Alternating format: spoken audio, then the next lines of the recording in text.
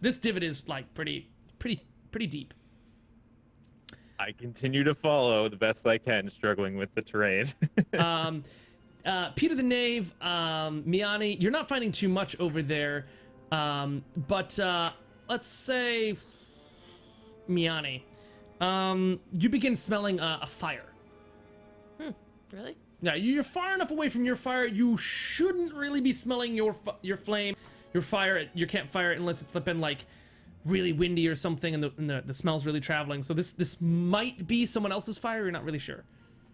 Okay, how far do I think I am away from the rest of my compatriots? Oh, I mean, like, you can see them, like, through the woods. Like, they're not, like...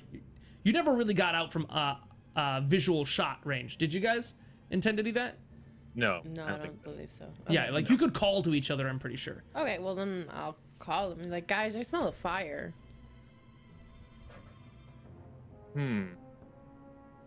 That's not ours. Kind of want to follow this path. But a fire does sound like there's someone nearby. I grudgingly go over to Miani and go, all right. See if I can. I start heading over towards where Locke was before. You come across the rather thick trench that is now being pushed through the mud. Yeah, so I stay there while they go out to the new spot. Okay, cool. So you want to continue walking down the trench, or you just want to stay at that? If they continue walking forward, I also continue walking forward. Otherwise, I'm just waiting to like have a search line. Awesome. So at this point, did we want to take a brief moment? Does anyone need to run off to the restroom, fill their water cup, anything like that? Yeah. Sure. Yep. All right. Anybody that would like to stay can stay and talk to me, or not, or whatnot. Have fun. Otherwise, I'll just talk with chat. Shall return. Very well. So, I'm pretty excited to be able to do this this D&D campaign. I've been loving it. I've been having so much fun doing it, and I'm hoping that everyone is enjoying themselves. I'm hoping that I've been able to produce an interesting enough bit of story here and such. Now, what I'm planning here, hopefully, is that we're gonna find Cargill. They're gonna deal with a certain situation, and hopefully, shortly thereafter, we'll be able to get back to what we had hoped to be doing in the first place. But of course, what's a D&D campaign without a bit of distraction? Of course, very necessary.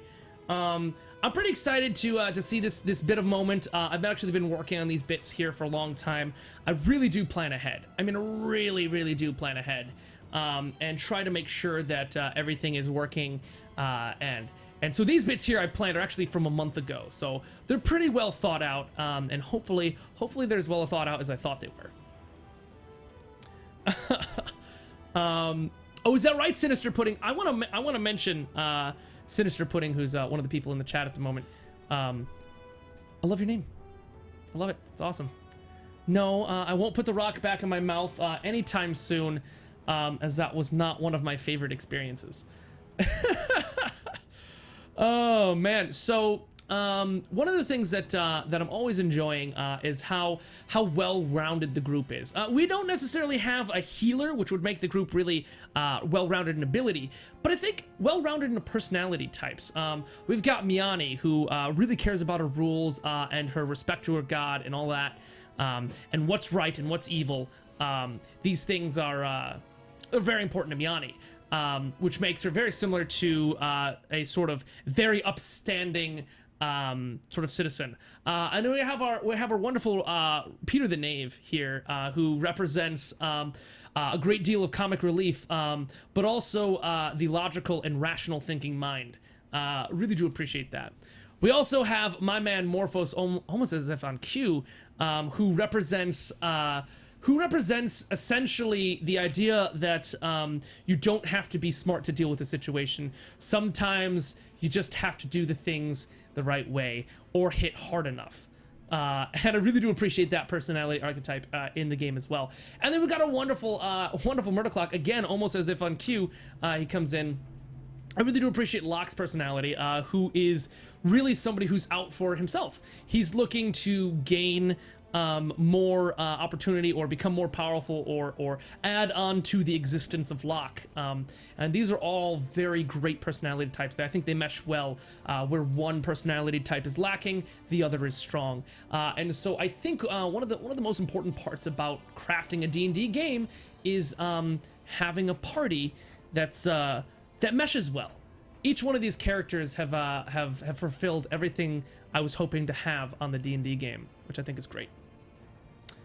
So yeah, are you guys excited about what's happening? Who has any ideas of what actually might be happening? Number one, that's not actually a half-orc lady. That's a fair assumption. Don't ruin this for me, Riz. The half-orc man. I mean, had Cargill turned that down, I think we all would have been just painfully disappointed. So I'm glad it went just the way it went. I wish it would have gone a little farther. Maybe a quick roll to resist that sleep would have been amazing for the viewers, but it's been good. Yeah, there's that. What about you, Locke? Are you in for a penny, in for a pound, so to speak? Yeah. I'm pretty unsure of what this is going to turn into. Right now, I'd say that. I'd say that at least. I don't know which way this is going to go. Awesome. I'm glad. I'm hoping that this is a bit of a different experience than what you guys have had before. I'm hoping that this is exciting and different and unique from your previous D&D game bits here that we've had. Fair assessment? This game is nothing but unique. Awesome. This is my first time, but I'm still amazed at how from week to week, session to session, we get into so many different kinds of situations. Like sometimes it's digging through dungeons and fighting monsters. Other times it's intrigue and politics. And tonight it's a little bit of fighting and a little bit of I don't know whating. And I love that that moment where I say, okay, as a player and as a character both, I don't know what's happening, but I'm really excited to find out. Awesome. Any things you want to add into the talks about what we were just talking about, Miani? No, I'm good. Good to go. All right. So just to recap, Cargill thought he was getting himself a little bit of business, but turned out he was Cargill napped and dragged off into the distance. Whoever took him didn't care enough to put his pants back on all the way. From the excitement from the night before. So he's as a sex slave, I'm calling it. he's been dragged off to somewhere. We've just recently smelled or discovered there may or may not be a campfire up ahead. And Miani and Locke are finding themselves wishing to talk about what's happening. Tell us, what's going on? I'd like to go towards that fire. Yeah. It's a good idea. Okay. Yeah, it shouldn't be too hard for you guys to sort of look through the tree line and above it and see a bit of smoke happening off in the distance. You can make that your bearing. Is that bearing similar to where Peter is? Where is he? I mean, if Peter kept walking, yeah. Okay. Yep. All right. I'll keep following, keeping an eye on Peter. I want to see him. With a distance. So you probably wave to each other, keep going. Yeah. Cool. So you guys continue walking forward. Peter in the sort of divot in the mud of the swamp here that we're existing in, and pushing forward there. Let me just find the right spot here on our little bunches of stuff. Bam. I think this is the right spot. Ah, yes. Those guys don't exist. Don't look at them. Can you guys move your stuff? I think you should be able to. Yep. Awesome. So you guys are sort of headed towards. You get to a part where there's a lot of little rivers here. Oh, Cargill, you're not here. You're not with the group. I'm putting you. I'm putting you Now here. they can see where I am. Guys, look. They can't see anything. Yeah, you can see the campfire down the way. There's a trench sort of leading through the watery bits here. It's a bit of a delta. It has sort of led you into that. Now you guys can sort of head your way down there. You can coalesce. You can put yourself. I think Peter's more over here, and you guys are over there. you guys head south or collect each other, whatever you want to do. But there seems to be like a campfire and a bit of like a shack down the way. I'm gonna stay at a distance and let Miani and Locke take point on this one. I'll come along, but just not too close. Okay. So That you sounds guys, good to me. you guys I can do keep that. walking, and Peter the Knave lets himself do that. So go ahead and a couple of steps forward. Yeah, I want to walk up like not threatening. Like obvious, not sneaking up. Yeah. Yeah, you don't want to be hiding. I mean, there's not much to hide here. No, but I don't want to try to be inconspicuous. Okay, cool. Just walk up, call whoever it is friend, and then punch their horse. That's how. Now, as you guys are approaching here, you do see a rather large bush right here. You guys may make your way to hide behind or seek cover, or do you just want to sort of skip the bush and walk right up to the shack? Right now, as far as you can see from you are, there's a bit of a hold on. Let me show the rest of the chat here. Boink. Here we go. This is where they are right now. You can sort of see sort of campfire there, and a very, very large campfire, in fact. And on top of it is a large cauldron. It's a huge cauldron. And there's like a couple of racks around here on which are hanging plants and herbs, and just a shack. So previously, it's been canonical here that Cargill smells badly. Is the smell of Cargill enough to overpower the smell of the campfire? Like, will we catch a whiff of Cargill to head this way? No. There's just smells all over. It's really hard to distinguish the bad smells of the swamp, the rotting plants, the animals that may have died like in the near water. I mean, the bugs. This is not a smell that you're happy with, and that's the same sort of smell that you get from Cargill, unless you're a professional smellologist. You're a dog.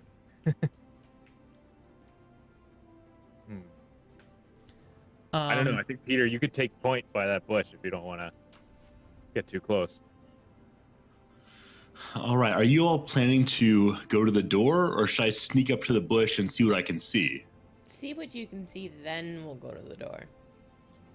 Okay. In that case, I would like to conceal myself as best I can, like move into sneaky guy mode.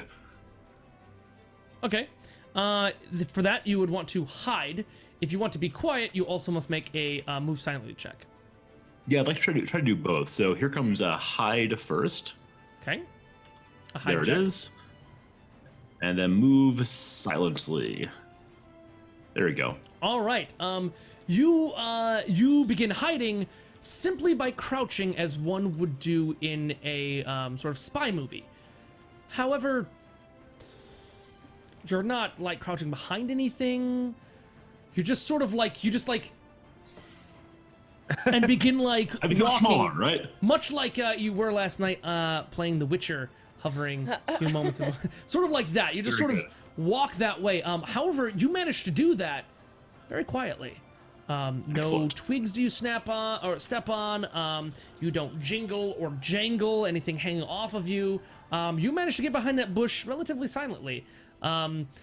If anybody was watching you do that, though, it would be pretty obvious. Your plumage from your hat stands above the bush, and your quite vibrant bard outfit peeks through the leaves. Wait, but I'm mud soaked, right? We've been getting dirty. I will give you a +2 to your 4 for your mud-soaked camouflage. Excellent. I've got like some under my eyes also, right? Whether you meant to or not, probably. Good. All right, so I move to the bush and then attempt to apprise myself of the situation.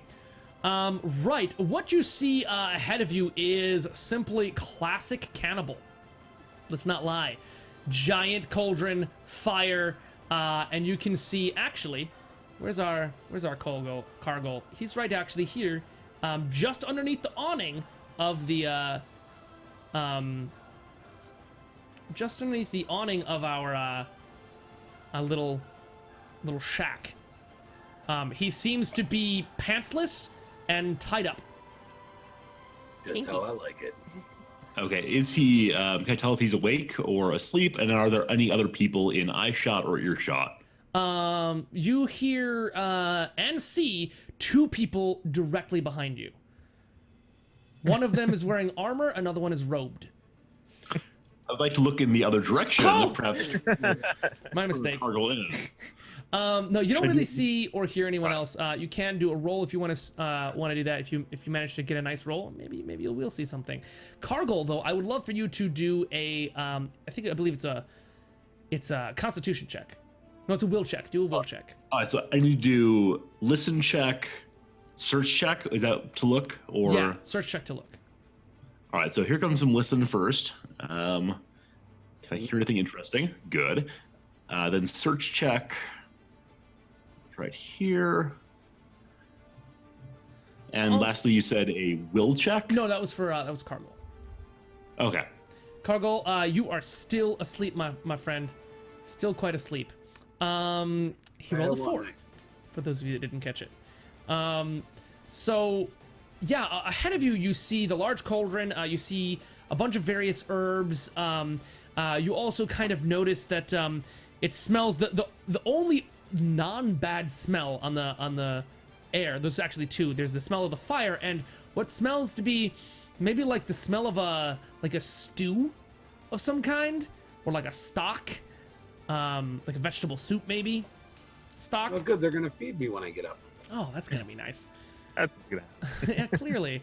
You don't see anything else out there though at the moment. Do I hear anything at all of your interest?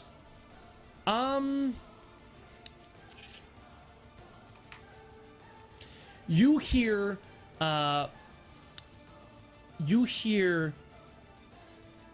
singing. You hear What some language? of what language? Of course, the fanciest language, Elvish. Is it Sylvani? I can never say it right. Elvish. Elvish. What was that? It's a song I recognize, given my bardic background. Presumably, I've heard every song underneath the sun. It's an old one, but a gorgeous one, and you can hear it, and it's very well sung. In fact, only someone who has studied or practiced for many years could sing like this. Okay, this is coming from the direction of Cargill and the camp. Actually, it's coming from this direction. Not from that exact spot, but from that direction.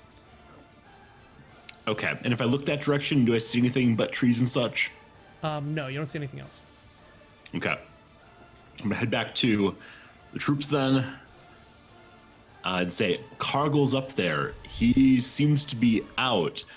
They're making a stew. I think the people might be aiming to eat him. But did you hear that? Like, there might be a little bit of music in the woods. I think it's an Elvish song. I don't know much, but that's what I know. Make a listen check to see if I can hear it. Absolutely, please do. Although I can't hear worth beans. Right, you roll a 10. Yes, I mean you hear some wind, some crickets, some kind of bug making sound. You don't hear too much in the way of really singing per se. And Locke, you don't hear too much singing at all. No, I'm not hearing this singing. But Cargill's up there, and they want to make him pursue. We should probably get him out of there. There's nobody else around, you said? I didn't see anyone. There are lots of pots and racks and boxes that people could be hiding behind. I just don't know. Hey, Miani, why don't you sense some evil? You know what I'm saying? I mean, if anybody's gonna do it. Wait, don't you have that sneaky snake? This is a swamp, a perfect place for sneaky snakes, sneaky Lock. If we have a move to make, sure, but I can't see what he sees. But couldn't he come back and report to you? You said before you know how his mind works or other such snakery. What can you do? I could. We might risk it. I really don't want him to die. I kind of like him. A snake! This is a special snake, okay? Kind of a There part. must be thousands of snakes in this swamp. Have you seen a snake yet? Yeah. I mean, I've seen crab. I've seen a rock thing from the extraplanar thing. I haven't seen a snake yet. As you said before, I'm wholly at home in these woods. Clearly, every dropping leaf, every petal up blooming out of the earth, every snake is in my eye. All right, I begrudgingly take his word for it. Okay. I sigh several times as I put the snake to the ground, and I guess I must convey something to it to say, Well, you know. I mean, this snake that you have is your familiar. Yes. He's been hanging out with you. Those of you that don't know, he does have a familiar, and it's sort of always coiled up in his robes. This snake has been imparted part of your soul. You have a connection to this snake, Yes. and you can understand what the snake is feeling, and you can convey things to the snake. How So- you want to do that is up to you.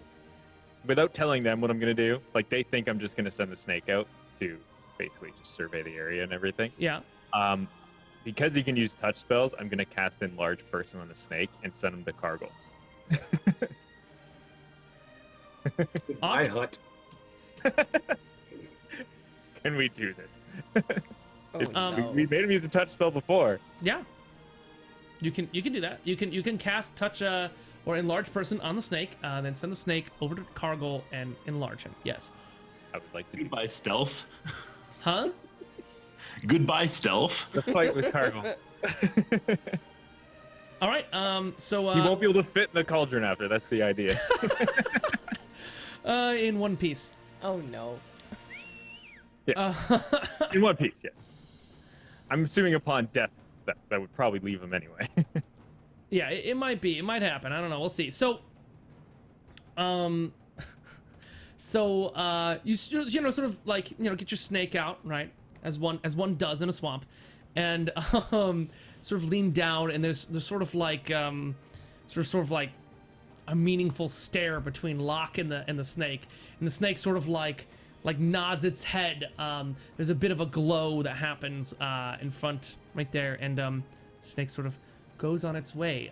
It's not long before you lose sight of the snake. It's not easy to follow with whatever the hell the snake is doing out there. Right on. Now we wait. Now you wait. So While yeah. we're waiting, may I investigate the singing a little bit?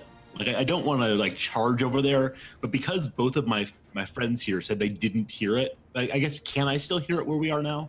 You can. Okay, so I want to go that direction a little bit just to make sure my ears are not deceiving me. Again, I don't want to charge out into the open. I just want to like take a step or two to see if it gets louder. Because like a swamp, crazy things happen in the swamp. It's on. Okay, yeah, absolutely. So, so you sort of head off in that direction. Now, I said again, it was sort of like over this direction. Sort of as you walk, it does begin to get a little bit clearer as you move forward. What's the song about? If I'm able to know that kind of thing. This song is it's about many things, to be honest. As you listen to the lyrics, you might even recall the actual bits of the lyrics. It's about a woman, a lady elf, who loved very dearly her man who was in a war. It describes, of course, the war that was happening on at the time between the elven people and the dwarven people.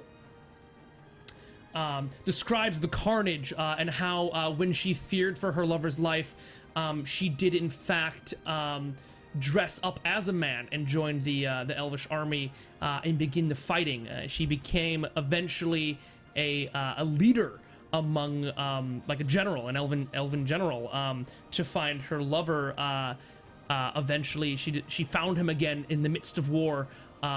Sadly, he was fighting the wrong side of the war at the end. And then it, of course, describes a horrible death where they die in the midst of battle, only just after finding the love for each other again. It's a whole epic story, and it goes on and on and on and on. It's not a short song.